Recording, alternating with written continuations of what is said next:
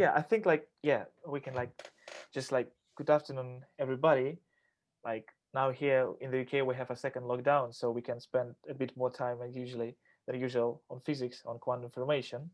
And before like Professor Giuseppe starts his talk, let me also say that Sunday this week, while you all are here, we have a talk by Professor Ma from China on quantum key distribution.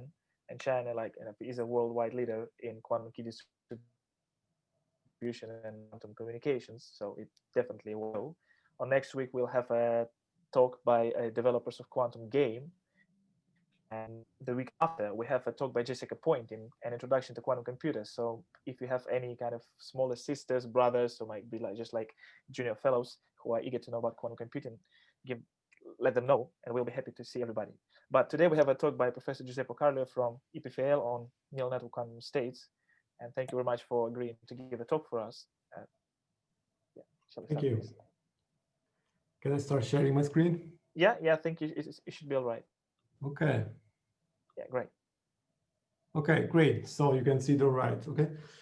So yeah, thanks for having me here this afternoon. It's a pleasure for me to be there virtually in Oxford, and I'm also always happy to give talks to student associations, because you are essentially the future of this field. I mean, of research in general, and often, I mean, not always, but you are often more open-minded to new methods than the older generations, including myself, maybe. So it's great that that I'm given this opportunity to talk to you. So today I'm going to tell you more about what I call neural network quantum states, which is essentially something at the crossroads between machine learning and quantum physics. So I will give you mostly applications and results of classical techniques to quantum systems, but I will also give you an overview of what we can do and what we've done in the context of more quantum computing, because the two things are strongly related, as I will tell you during this talk. So the main problem, if you want, so the starting problem of this story is a problem or a feature for someone with quantum physics, and the feature or the problem is that if you have a quantum state, essentially your state psi, as you know, this can be written as a linear superposition of a lot of quantum states, a lot of basis states that are written here. And for example, if you have a spin system, spin 1 alpha, or if you want a system of qubits, since this is a quantum computing association, you know that the wave function in general is a superposition of these 2 to the n essentially basis states. And because of this, essentially, both preparing actually a generic quantum state on a quantum computer, or preparing it, or essentially representing it classically on a quantum system, both problems actually are exponentially complex in general if you really target the most general quantum state. And as a result, for example, solving things like the ground state of a given Hamiltonian, both on a classical and a quantum computer, as far as we know, is an exponentially hard problem. I mean, it's an NPR problem in general. But I mean, for example, if you now come back to the problem seen from a classical standpoint of view, if you look at just the amount of memory that you need to store these coefficients, if you want, so these wave function amplitudes on a classical computer, you see that essentially using different kind of storage, so going from books to modern days hard disks that you can find in Summit, one of the largest supercomputers, you see that essentially the number of qubits, or the number of coefficients that correspond to this number of qubits that you can store, is not that large. So you are limited by in the 50s, 60s, if you are clever about that. And this is really an exponential scaling. I mean, despite our immense progress in storing information from the ancient Egyptians to our days, you see that the amount of information we can store in terms of qubits has only been multiplied by a factor of 5, which is not a lot if you consider that 5,000 years have passed since the beginning of this story. Okay. And indeed, there is really a strong and steep increase, which is exponential, and you want to be able essentially to store wave functions for more than a few hundred qubits, even using all the atoms in the universe. So this is really a steep issue if you really try to think about storing just the coefficients of the wave function. However, I mean, the main thing that I would like to address today is whether this complexity is truly exponential or not, I mean, for physical systems. So this is what I will try to discuss today. And what do I mean by this? Well, I mean that in general, and as I was mentioning at the beginning, if you have a general quantum state, well, this lives in these red blocks, which is your Hilbert space, vector space, actually, if you have a finite dimensional space like for qubits, but this is still an exponentially large space, and all possible quantum systems essentially live in here, right? However, I mean, in practice, we are not interested in describing, you know, the most general random, essentially, state, quantum state, but we are interested in discussing only some specific portion of these, of all the possible quantum systems, which are physical systems. So these are typically systems that are relevant to describe the properties of metals, the properties of molecules. So, you know, things that have a certain symmetry, they're not random objects, random quantum states in this random, essentially large red blob. So the issue is really about finding representations of this green region of quantum states that are physical states.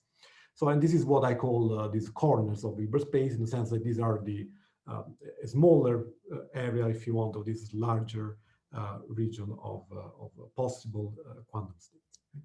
So how can we access these corners then? So this is the main problem then. So how can we describe this green part of this larger set of quantum states? Well, I think, and this is my personal opinion, that our best hope, I mean, in this story, is to use the variational formulation of quantum mechanics.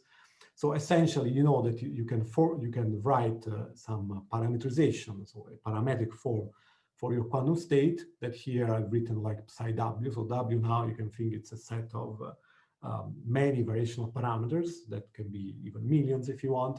And essentially, you know that because of the variational principle, this expectation value of the Hamiltonian on this state is always larger or equal than exact, for example, ground state energy.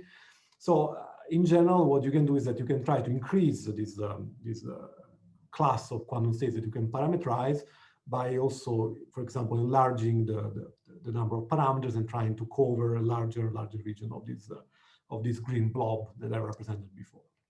So, and in this talk, I will give you essentially two machine learning inspired approaches to solve this variational search, if you want.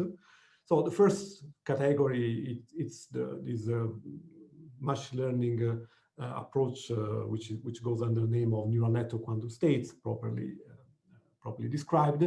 And these are classical variational states. So these require, if you want, a CPU, a GPU, or a TPU, if you have one, these tensor processing units that are available nowadays from Google. Towards the end, I will give you also an idea of what happens instead when you use quantum variational states. These instead would require a QPU, so let's say a quantum processing unit.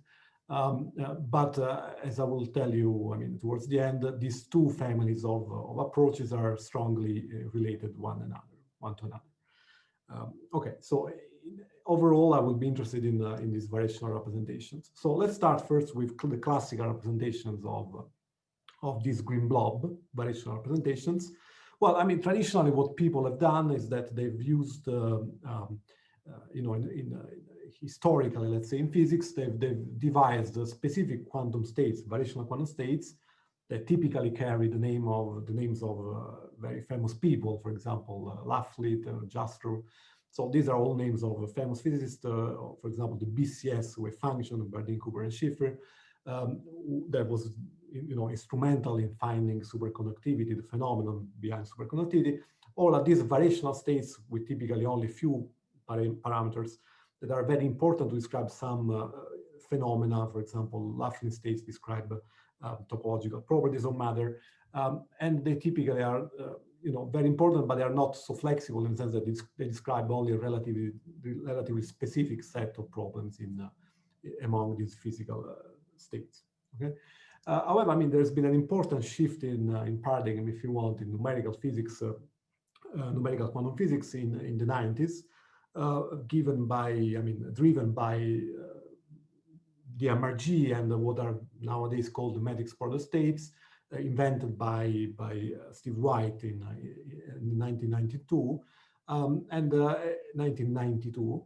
And essentially, these are representation of wave functions which are instead more flexible, in the sense that they can describe a much broader family of quantum states than those that were traditionally accessible, for example, writing by hands, if you want, these ansatz that were physically inspired, of great importance, but limited to some smaller, if you want, classes of systems. Okay? So, and the main idea of these matrix product states is that, for example, you can write your ansatz for your wave functions, or these are your wave function amplitudes, as a product of matrices.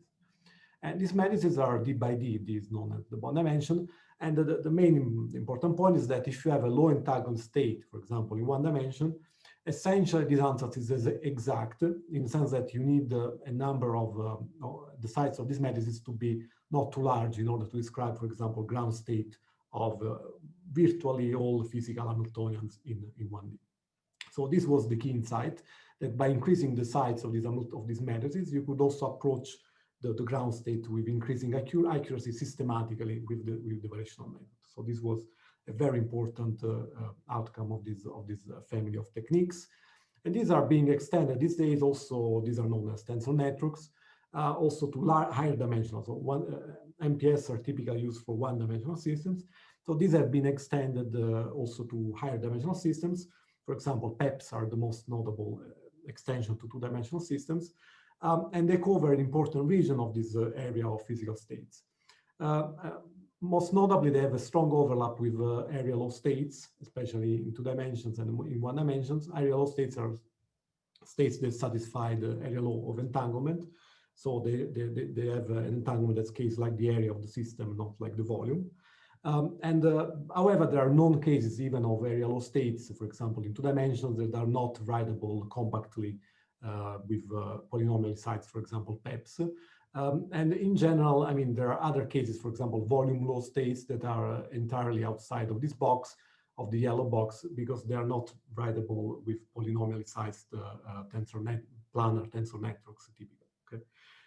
So the issue is then, can we try to find an alternative, if you want, or a complementary to some extent, actually, representation of quantum states, which is efficient, computationally efficient, but also flexible in a way that can describe maybe a larger region of this green blob that I was introducing before. And it turns out that deep learning is actually the state of the art in functional approximation. So it's essentially the best numerical techniques that we have these days to approximate very high dimensional functions.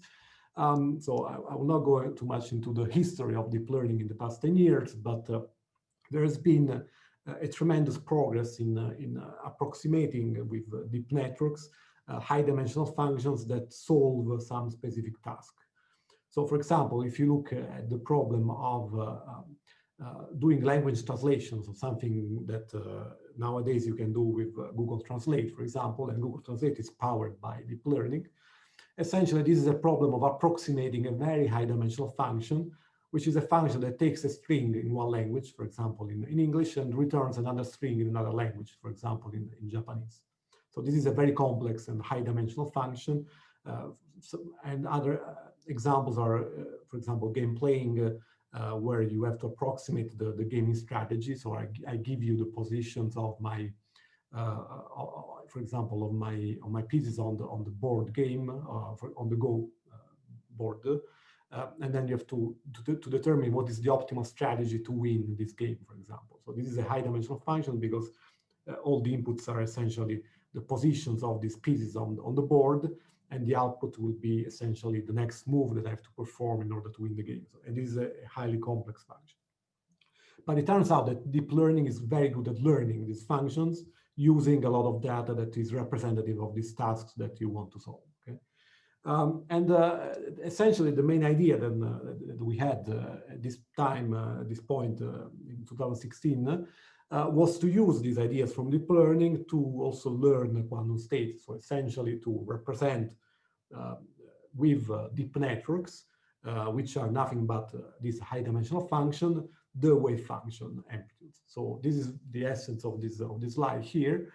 And the idea is that instead of storing, if you want, all the 2 to the n coefficients of the wave function that are too many and we can't afford to store them classically, we instead devise, if you want, a black box, a neural network in this case, that given an arbitrary set of quantum numbers, for example, your projections in the spin sigma z basis, we've returned the complex amplitude of the wave function in this basis. Okay, and you can see this deep network essentially as a complicated high-dimensional function, which is a composition of linear and nonlinear functions. So, for example, you read this object from the right to the left, and the first input of this wave function of this network would be a vector of quantum numbers that can be plus or minus 1, for example, in the case of spins. Then you apply a linear transformation, which are these weights W, which are your variational parameters. And then on each output of this vector, you apply a nonlinearity, which is typically something that is inspired by the physiology of the brain, by the fact that you have activating spiking neurons, for example, like an hyperbolic tangent. And then you apply these transformations, linear, nonlinear, a lot of times until you reach the last layer. So this is why you call this thing deep learning, because you have a lot of layers, and the last object is essentially the output of your network. Okay. So this is a way of representing now our wave function in terms of a nonlinear network, which is a neural network. Now, I mean, why do we care about this? Well, because, I mean, first of all, because numerically these deep networks are known to approximate complex complex functions, for example, those that translate sentences. So why not use them also for wave functions? But they're also deeper, if you want, results that have been devised and found by some people. You can see a review in this paper. But essentially all, for example, variational states that have been used to represent prototypical phenomena like this Jastrow Laughlin wave function, for example, all of this can be written compactly in terms of neural networks. So compactly means using only polynomially sized networks. And I mean, you can also show, this has been shown, for example, in this paper recently, that if you have a deep network, you can, again, efficiently encode, for example, entanglement entropy that scales with the volume of the system, right? So this, as I was telling you, is one of the limitations of tensor networks. Here, neural networks that are taken to be deep enough and but still polynomially sized, they can describe also volume law scaling of entanglement if you take a lot of filters that, I mean, a number of filters which is scales with essentially with the size of the system. Okay? So this is, I mean, if you want some motivation to also use these states to study volume law scaling systems, and I will give you an example of volume law states in the following.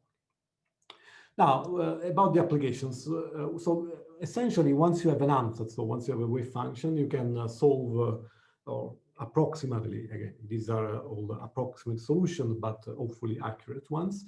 You can approximately solve several problems using the variational principle. So for example, ground state problems, but also, and I will tell you about this in the following, you can also solve, try to solve approximately, for example, the problem of simulating unitary dynamics and simulating quantum circuits. So today I will essentially give you an overview of these two topics.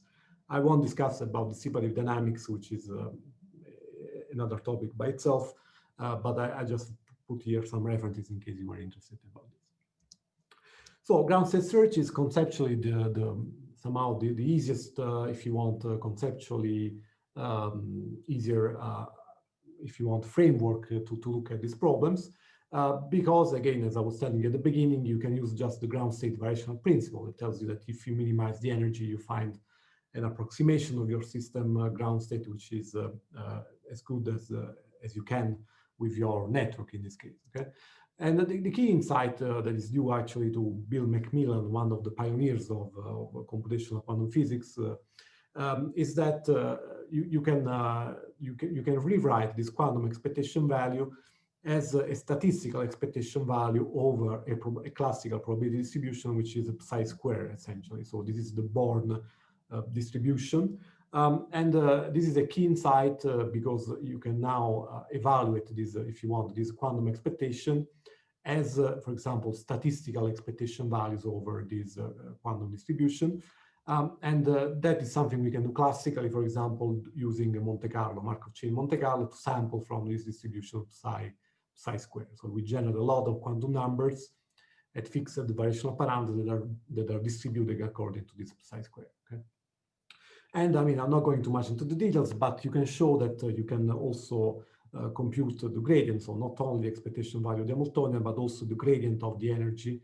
And this can be written also as an expectation value over this quantum class. I mean, this classical average, which is this classical distribution, which is psi squared. Okay? And at the end, what you do, and this is standard if you want in all learning approaches in machine learning, but also in variational Monte Carlo, which is the names of these techniques that I was discussing and invented by Macmillan. You use this gradient to do a gradient descent to minimize your energy, right? Or to minimize your loss function in the language of machine learning.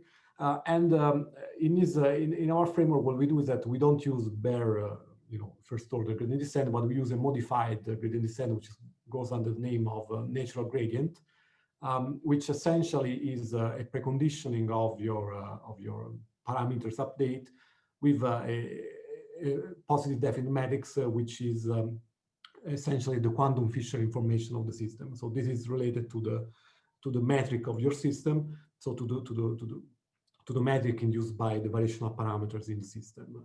I'm not going too much into the details of this, but it's fun that I mean, this technique was independently developed in the classical machine learning by Amari in 1998 and in the quantum world by Sandro Sorella in the context of variational Monte Carlo. They are essentially the same technique. In the quantum world, this is called stochastic reconfiguration. Okay, so let me give you, I mean, an idea of some applications that we've done, also to understand how well we can do with this kind of states. So one application to ground state problems is in the context of these frustrated spin problems. So these are models that are interesting in, for example, in condensed matter, but also in other fields. And the idea is that you have a spin model that has a two-dimensional model, the J1, J2 model, where you have interactions on these bonds, on this square lattice, and also interactions on the nearest neighbors with this J2 interaction. These are Heisenberg-like interactions. This problem cannot be solved by any known numerical or analytical techniques exactly, even with quantum computing. So this is a very hard problem, and there is an interesting open question arising here, which is essentially whether this model stabilizes a so-called disordered spin-liquid phase, which is intervening between a higher, some ordered phases that appear when J2 is much larger than J1, and when J1 is much larger than J2. So the issue is really somehow trying to find a variational description of this ground state, the ground state of this Hamiltonian, which is reasonably accurate for all values of J2. And I mean, in our works, what we did is that we used the ConvNet, which is the state of the art for image recognition to dimensions. I'm sure you've seen this image before, but essentially these are neural networks with short-range filters that can be now exploit efficiently also somehow the locality of the problem. We stack a lot of them in this way. And the nice feature is that these neural networks are automatically translational invariant. So they have this symmetry which is built in, which is nice and nicely enforced. So, I mean, what I'm showing you here, for example, this is the result from the first work, but essentially when you take the limit of J2 equals 0, so when you are in the Heisenberg model, which is a benchmark case that can be solved with quantum Monte Carlo, you can plot the error on the energy versus the width of the neural network. So in these first works, we were using just shallow networks, and we were increasing the width, which is this parameter alpha. And you can see that you can systematically, this is similar in spirit to what you're doing with the MPS. So you can systematically increase these networks, and you can improve the accuracy on your energy. Okay? I mean, more recently, I mean, using these neural networks with that are deeper, so these are not just simple RBMs. We can improve these results, so you can get in the -4 with a mildly deep neural network with 4 layers. And then, I mean, more recently, earlier this year, we showed that if you actually take much deeper networks and you do some technical improvements, you can essentially find an approximation for the ground state, which is almost exact. I mean, it's in the 10 to the minus 5. Okay. Now, I mean, the main point is that when we turn on J2, so this is when J2 is finite, it's the case where we don't have other techniques that are exact. Okay, the special point J2 is equal 0 is important for benchmarking purposes instead, because we have target quantum Monte Carlo simulations. But when J2 is finite, the only thing we can do is compare our energies to other energies obtained, for example, with other techniques like the MRG, or specific wave functions that are tailored for this problem and are based on fermions. So essentially what you see here is the energy difference with these other approaches. You can see that essentially if our points, there are these CNN points, I mean, if these points are in the higher part of this plot, this means that typically the energies that we have are more accurate or lower, if you want, than those that you can get with these other techniques. Otherwise, it means that the other techniques, most notably the MRG, is more precise than us. So, but you can see already that this was essentially the first application of convergence to this problem. You can see that already in a larger region of the phase diagram, we have better energies that we can improve upon essentially 20 years of numerical studies on this problem. There is still a region where we are not state of the art, but it's something where a lot of people are working on these days. And we believe that by enforcing more symmetries and improving the training, we can also eventually actually get the best variational description of this model, which is again a non-trivial, highly non-trivial.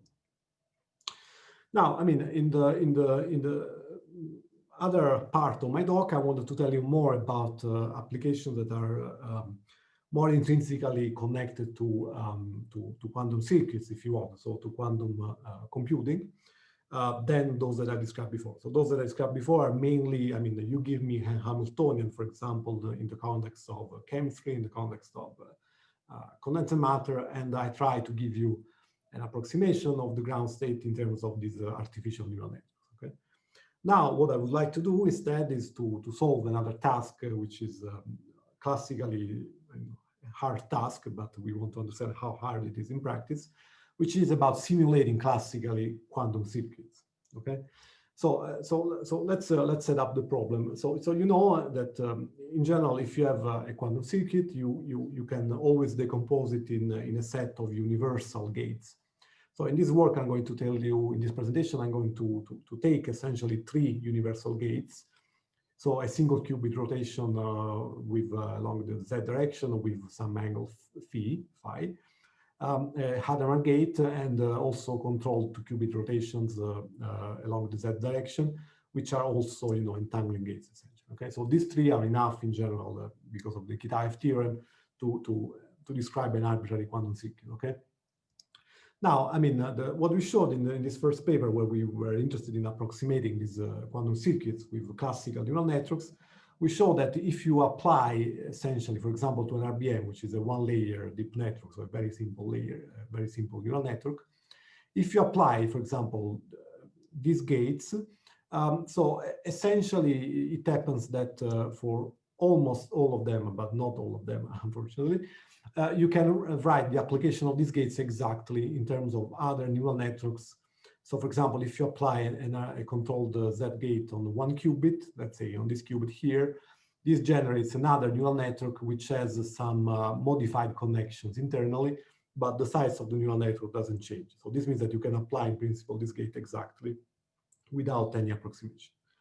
Also, if you have an entangling gate that couples 2 qubits, for example, this guy and this guy, you can show that you can write another neural network which is only slightly larger, so it has 1 more, if you want, neuron, and this neuron is coupled to these 2 qubits that you have here. Okay, so these are the new connections that you introduce in this brain, if you want. Okay? Now, the only thing that we don't know how to approximate exactly, or how to do exactly with classical neural networks, are Hadamard gates. So these are the superposition gates.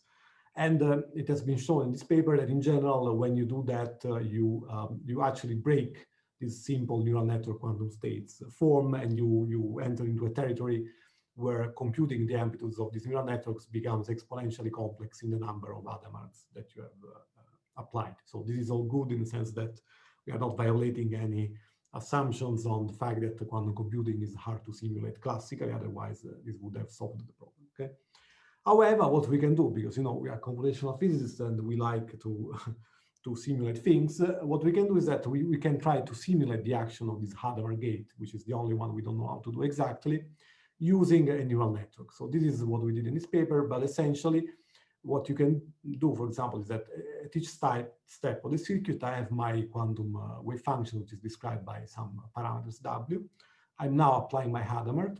This state phi is not a neural network in general, but what I can do is that I can try to match another neural network with some new parameters W prime, such that the overlap with this state phi is as large as possible. Okay? So this is now my new variational principle, if you want, which is different from the static variational principle that I'm using to find the ground state. Okay? And then what I do is that, technically we minimize actually the log infidelity, not the overlap, but this is essentially the same. Okay?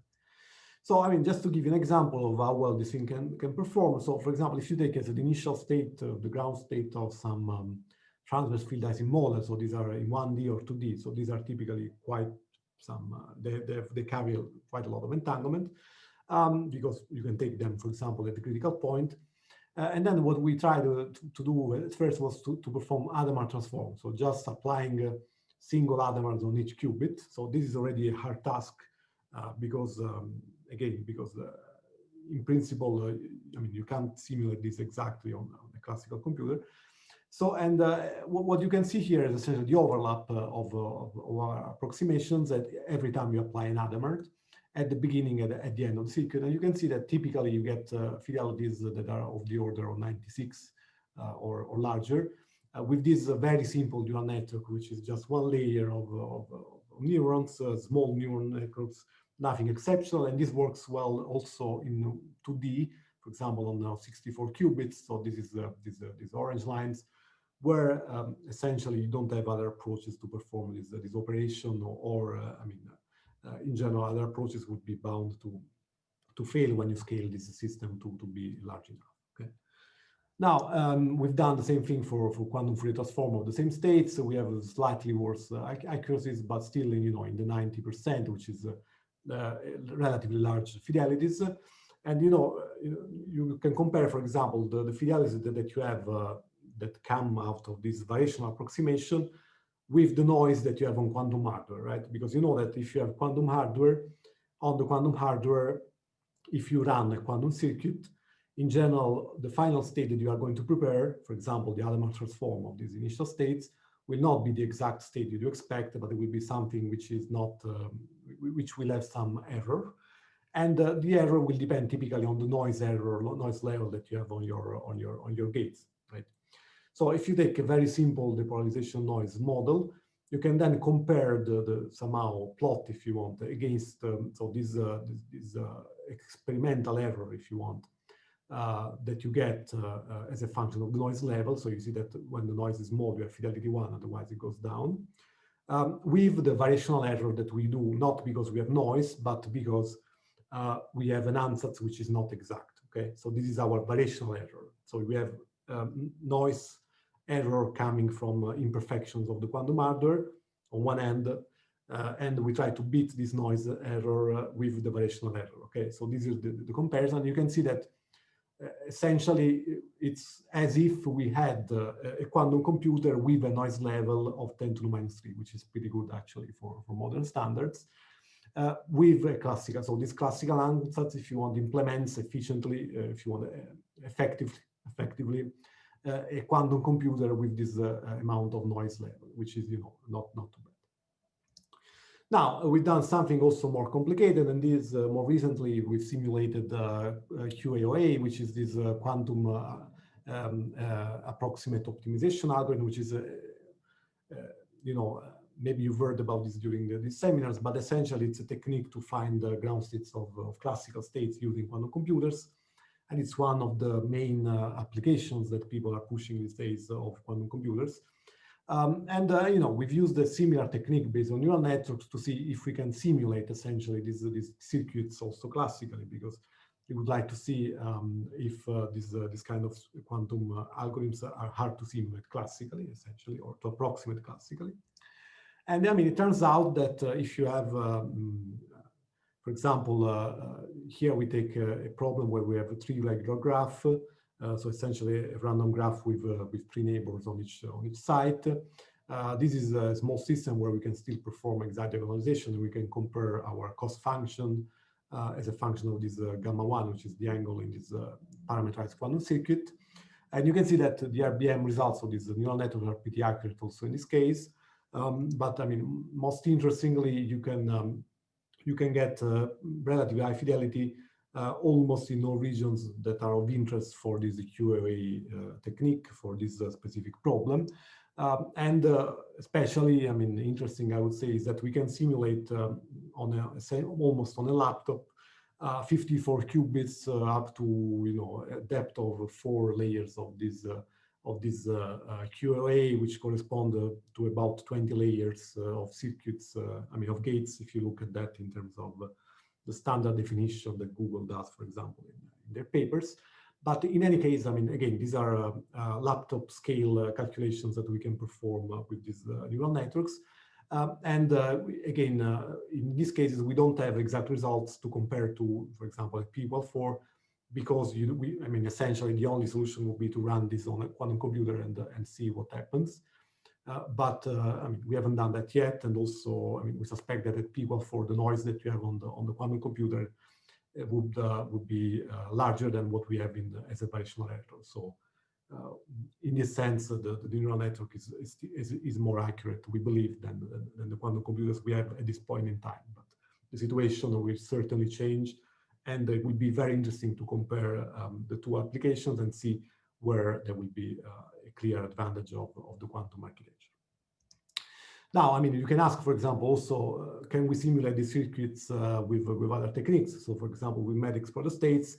Well, the answer is that in principle you can, but when you increase the system size, so for example, if you take 54 qubits, as I was showing you before, and you take an MPS ansatz, then the bond dimension that you need, so the size of these matrices that I was introducing at the beginning, really increases a lot. So you can get easily into 10 to the 4, which means that, or 10 to the 5 actually in this case, to get the same accuracy that we have in this. So this is the bond dimension versus the accuracy. And essentially when this point intersects here, it means that you have the same accuracy of our approach. But I mean, for example, this plot would correspond to a classical MPS that has almost 10 to the 20, I think, variational parameters, which are really a lot and cannot be handled unless you have a very large supercomputer. Okay, now I think that my time has essentially run out, so I think I won't give you a description. I mean, actually, maybe I will give you just a rough overview of this of the other part of the talk I wanted to tell you about, which is about using quantum hardware to represent quantum states. So this is what people call variational quantum Eigensolvers. And here the idea is that instead of using, you know, a classical machine, so instead of using your neural network parameterized by a lot of parameters to describe the ground state, what you do is that you use instead a quantum circuit. I mean, now to do this application, you actually need a QPU, you need the quantum processing unit, and you prepare a quantum state psi theta, if you want, this described by this unitary theta that depends on a lot of parameters. But in spirit, this is essentially the same that you do in the classical setting, because you still minimize the energy and you still prepare a quantum state which is only approximately covering this green region of quantum physical states, okay? Because these circuits cannot cover the most general quantum states, essentially for the same reasons that you have in the classical setting. Okay? Now, I mean, the first issue that we addressed, and I mean, I won't have time to discuss, but essentially we discussed a connection between some existing techniques in the quantum world. Some of them have been developed also in Oxford concerning imaginary time evolution. and some of the equivalent classical techniques that we use in the framework of classical machine learning to learn essentially these quantum states. And the central and the key ingredient that connects the two essentially is what is called this quantum geometric tensor, which is this matrix S that I discussed at the beginning, which is this metric of the quantum variational states. So essentially, both in the quantum setting and in the classical setting, we get estimates of this tensor using some measurements either on the quantum hardware or on samples that we get from Monte Carlo, for example. So, but the idea is essentially the same. And we showed, that you can, for example, write some circuits that implement this idea of this quantum natural gradient, and you can typically do better than other, vanilla gradient descent approaches on some of these variational VQE approximation tasks. And again, this is essentially the same thing that we do in the classical setting, where we know that if you use standard gradient descent or even Adam, you don't perform as well as when you use this quantum natural gradient. And the same thing, maybe not too surprisingly, happens also in the quantum setting when you do VQE applications. Okay, then I'm really running out of time. I don't want to take too much of your time. I will just skip this part and I'll tell you about the software, because this is also something that I'm really happy about, and I'm really pushing also with younger people like you. And essentially, we have an open source project which is called the NetCat that was released officially in the first release in 2018, and in 2019 we had the first paper out. This is a Python package essentially that implements classical, and this is purely classical thing, that implements classical neural network quantum states to solve some tasks like finding ground states and other things. And we are very happy now to have very soon, hopefully, a release 3.0 that is entirely based on JAX, which is a framework devised by Google, that essentially allows us also to write very general neural networks to describe quantum states efficiently using, for example, GPUs. This is for several technical reasons I don't want to tell you about now, but if you're interested, you can ask me. A rather non-trivial task, and now finally we've been able to actually also leverage the power of GPUs efficiently for this kind of training process. Okay, so this is my overview. I think that overall, if you want the take-home message for you is really this open question, which is still very much open and extremely interesting. I think, which is how complex is a quantum state, right? So how complicated are the states that describe physical quantum states, not the most general quantum state we don't care about. And indeed, to answer this question, one thing that we should do, as a community, if you want, of people working in quantum computing, quantum information, is try to find also measures of complexity that are not, that go beyond, if you want, for example, standard measures that people have used, like entanglement entropy. And since we know, nowadays, that entanglement entropy is not a good measure of how complex a quantum state is, in the sense that if I give you a neural network that can efficiently encode the volume law states, then it's clear that this is not a good definition of complexity, in the sense that I can always represent that state classically using a very small neural network. So there must be some other measure of complexity that goes beyond the entanglement entropy that we are still struggling to find, and this is really a problem we should work on, I think.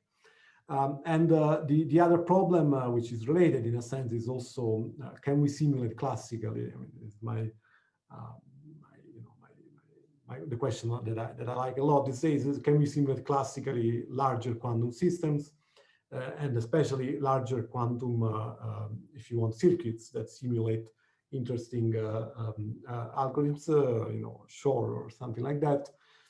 In general, we know that we cannot simulate efficiently all quantum circuits, but the point that we would like to understand is if we have a sufficiently powerful classical ansatz, can we hope to describe and simulate techniques and algorithms, quantum algorithms that are interesting that are useful for some applications. So this, I would say, is still pretty much wide open, and most applications have only focused, or almost only focused, on using as much RAM as you want, but this is not scaling, and I hope I've convinced you that what you have to do instead is to use variational representations of quantum systems that you can try to leverage classically to simulate quantum systems or quantum computers.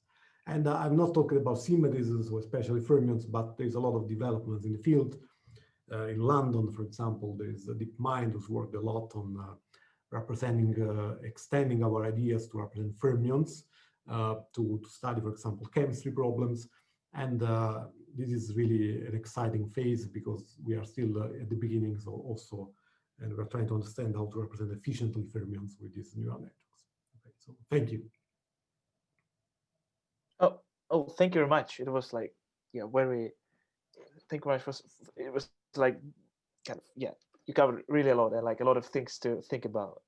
I think like we can still have now like a question answer session. So if anybody has any question, they might write it in the like question answer sessions, like at the bottom of your screen, or alternatively, you can, I think, raise your hand. There should be some option, and then like we can allow you to talk. Oh, we have already like one question. Yeah, so I think, Jan, I can like let you to talk. So I think it'll be all right. So just turn on your mic if you can.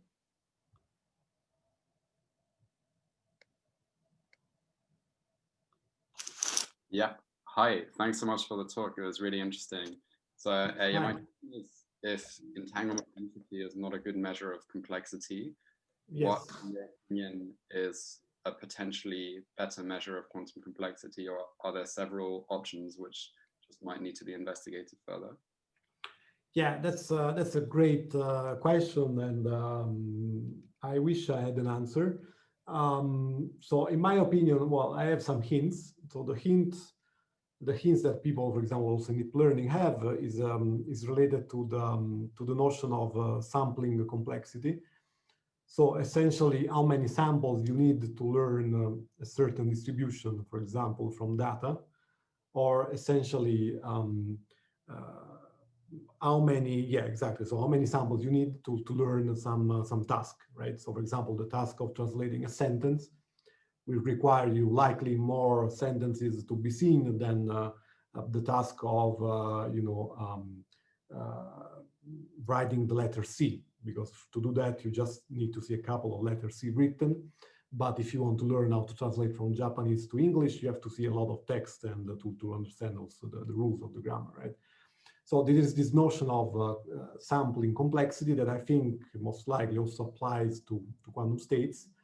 And rigorously extending this is a task that people have started doing that. It's a mathematically challenging task, but hopefully, I mean, once we have a notion of sampling complexity that is more developed, we will also have an answer to this question. Yeah. Thank you so much. So you basically think the quantum community might be able to learn something from the machine learning community in this regard?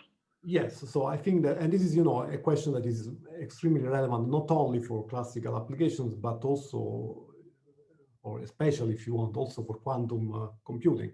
So you have to somehow understand how many samples, and yeah, there is a strong interplay between the quantum information and the machine learning community that should go on, and we should try also more ways of trying to communicate to each other more efficiently, maybe. Yeah.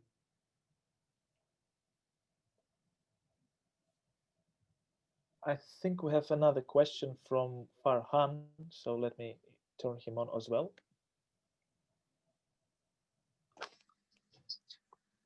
Hi there, can you hear me? Yeah, Farhan, hi, we can hear. Giuseppe, so I had a question on basically the quantum natural gradient work that you've done with Stokes and others, and basically, we are in the era of evenization, where all these algorithms, now everyone's wondering if we can get a classical version of these algorithms that are just as good or even better. So how much do you think the quantum natural gradient is resistant to this? It's a question I've been thinking about. So sorry, I didn't understand though the first part of the question. So you're aware of Evan Tang's paper on dequantization? Mm-hmm. Yeah. Like on classical versions of quantum algorithms, which are adjusted. You're talking about quantum machine learning now. Yeah, yeah. Okay, yeah, I see. Mm-hmm. So in that context, like how resistant do you think the quantum natural gradient is to that? Oh, okay, yeah. So no, I think that that's not. So the quantum natural gradient is just a way to essentially optimize the parameters in your quantum circuit to perform some task. In this sense, that is resilient. I mean, in the sense that you know it's an efficient quantum algorithm that you can implement already with the current algorithms, the current hardware. So the question then is what you use this quantum circuit for? So what is your cost function, right? So if it is for variational applications like finding the ground state of the Hamiltonian, I think that these are very robust applications that, you know, I mean, if you want, the dequantization of this thing is the variational methods I discussed in the previous half of my talks. But in general, we don't know essentially what states you can describe with a quantum circuits that are not easily describable by a classical wave function. So, I mean, essentially, I don't know. I think that in the future, we will see some applications where it will be important to have a quantum representation of your wave function to solve for example, chemistry or related applications. But to be honest, in the near future, this kind of parametric representation of quantum states are not more powerful as I mean, at least for physics-based applications than the classical ones that we know of. Okay. So this is my current understanding of the situation. Again, this is going to change most likely in the future, but we don't know how far this future is, I mean, at least from my point of view. Yeah, and thank you. Yeah. So there's a question. Yeah, sorry, I don't know if you want to read it or. Yeah, it would be great if you could read it. Yeah. So there's a question from an anonymous attendee who's asking, how would you go about modeling entropy with the volume law formulation by Levin et al.? Can you use this method for dissipative dynamics problems? So modeling entropy with the volume law formulation. So I assume that you mean, So in that paper, essentially by Levin et al., they show that if you have a convolutional neural network, you can encode the volume law entanglement. In the latest applications that we've done, so the one actually, not these ones, because those are done with shallow networks, but essentially, yeah, this point here, actually, this is one example of those deep networks. Actually, this was done in collaboration with Levin and others, where we used these, you know, highly entangled states based on deep networks. And you see that there is a strong advantage in using these techniques that are deep with respect to shallow networks, and you can really improve in terms of accuracy by going deeper rather than wider. Then, I mean, for distributive dynamics, nobody at the moment, as far as I know, I mean, yeah, actually we are working on it, but I shouldn't tell you. But nobody has worked yet on, let's say, on using these deep networks to do dissipative dynamics. But again, this is in working. Now there's a very important question, which is what's the bottleneck for neural networks, right, to represent the quantum state?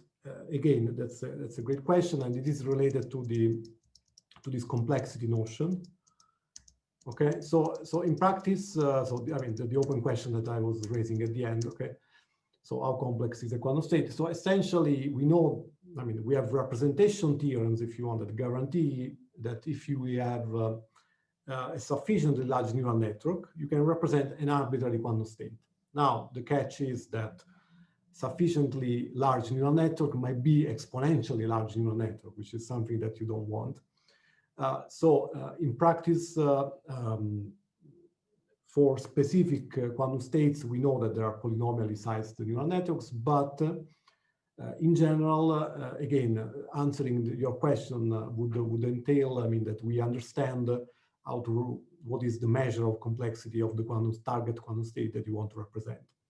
So in my opinion, if you have a state which has a very large sampling complexity, so for example, a state like a random state in Hilbert space, something that has essentially no structure, like, just to make an example, the random output of a quantum computer, like the ones that Google is producing these days. Well, in that case, it's very natural to assume that the neural network is not going to do a good job, essentially because there is no structure to exploit. It's a bunch of random amplitudes, and there is no way you can compress that down to a few, structured amplitudes that you can exploit to somehow downsize your exponential complexity to something more manageable. So if you don't have structure in your wave function, then this is unlikely to be compressed by a neural network. However, I mean, I can also argue that if you have no structure in your wave function, this typically indicates that your state is of little interest for physics applications. But I mean, this is out for debate if you want.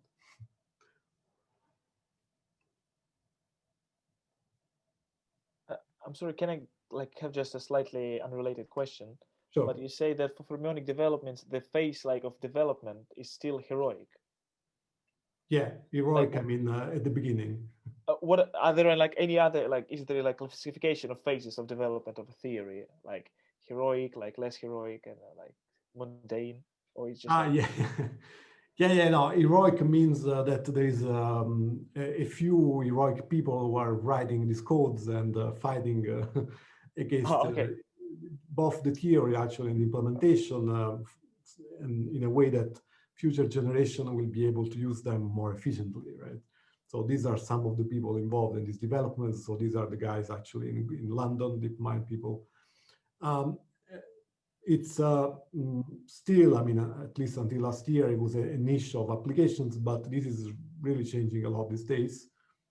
And it might become a less heroic, but more standard field, maybe in the near future. And can I have another question also? Sure. Is there any way to train your neural network quantum state without sampling?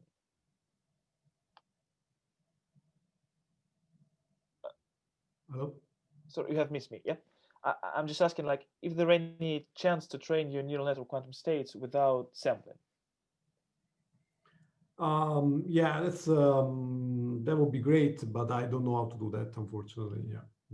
These days we have a strategy to remove the Markov chain sampling and do and use networks that allow for exact sampling, but still you have to do perform sampling.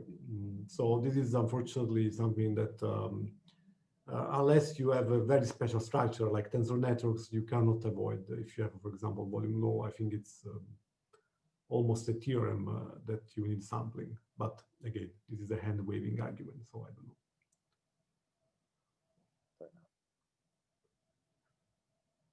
Okay, so I think we don't have any questions anymore. And thank you very much, Professor Carleo, once again. It was really not also mind-blowing, but widening our horizons, what's happening on. And thank you for your advices on what to research next. Yeah, have a good That's evening. A partial advice, of course, so you have to take it with a grain of salt, but I hope you will follow it. Yeah. Thank you. Thank you very much. And thanks everybody for joining us. Yeah, see you. Bye.